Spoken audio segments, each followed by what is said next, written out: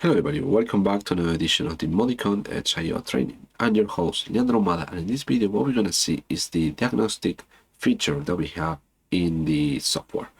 So let's go to the Modicon EdgeIO Configurator tool.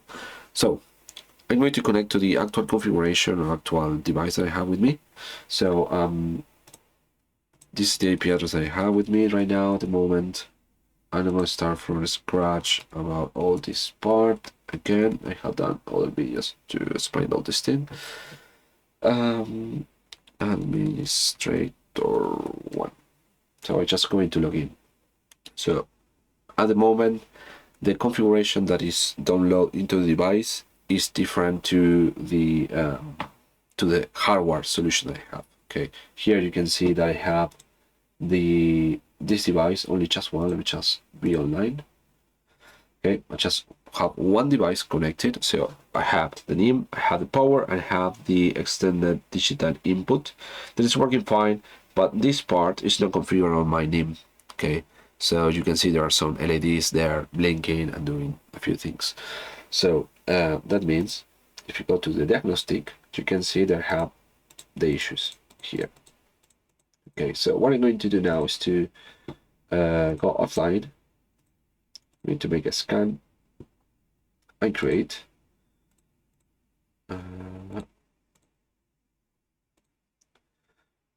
Okay. I need to change the IP address to 168.1.12 255 255 255 0 192 168.1.1. The rest are going to leave it just like that.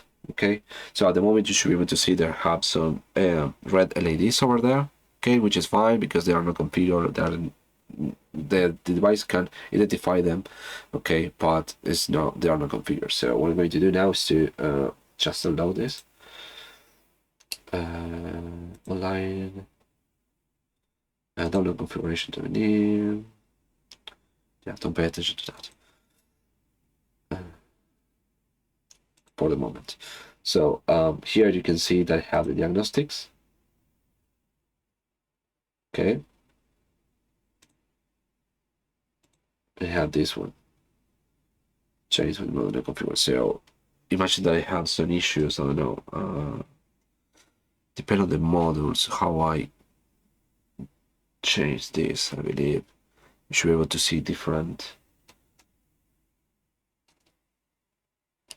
So I am removing some of the cards.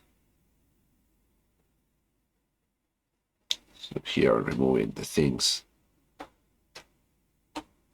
Okay, so that can explain a few things, why it doesn't work, or if it works, why not. Okay.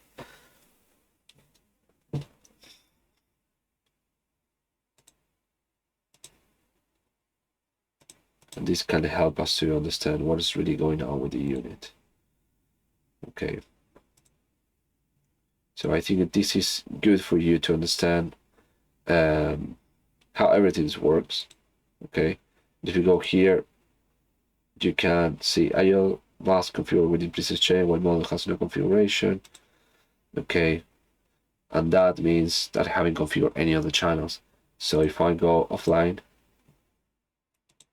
go here, for example, I think the first one is voltage.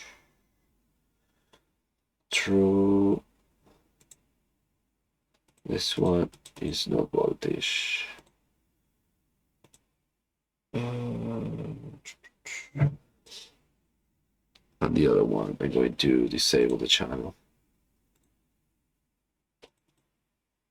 Disable. This is how you can configure a few things. And then, okay, configure.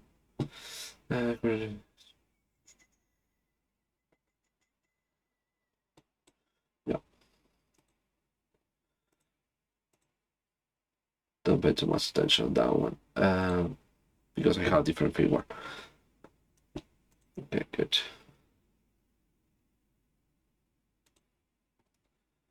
and online. You can see now everything is fine. No additional errors. It's working fine. Okay, so the diagnostic is quite good when you don't know why it doesn't work. Okay, this will help you to understand the main issues on this particular case.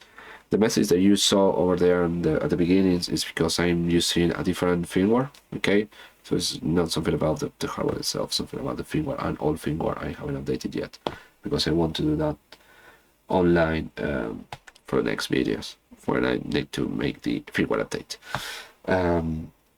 So I just want you to understand that we have the diagnostics, and when something doesn't work, then you have the possibility to change this. So for example, right now I'm going to, let's see, I'm going to remove this one. There we go. So here you can see no device at this slot because I just removed it, which is fucking fine. And here you can see the hot swap feature functionality. So here I'm going to remove another one, this one. Okay, it's working fine. What's the configuration? Fine. Just take quite some time, a little bit, but the error will. Okay, too many messages. It will vanish soon. Okay. So it's quite good. It's something doesn't work. You can see clearly from here, which is the module that it has the failure. You can see also further information about what's really going on with the units, which is quite fine and handy for troubleshooting. And again, you can use this with your PC if you have the software, or you can use this same thing online in case you don't have the software. Okay, so which is quite good. This is the diagnostic tab that we have in the software and also in the web interface. So thank you very much for watching this video, and I see you on the next one.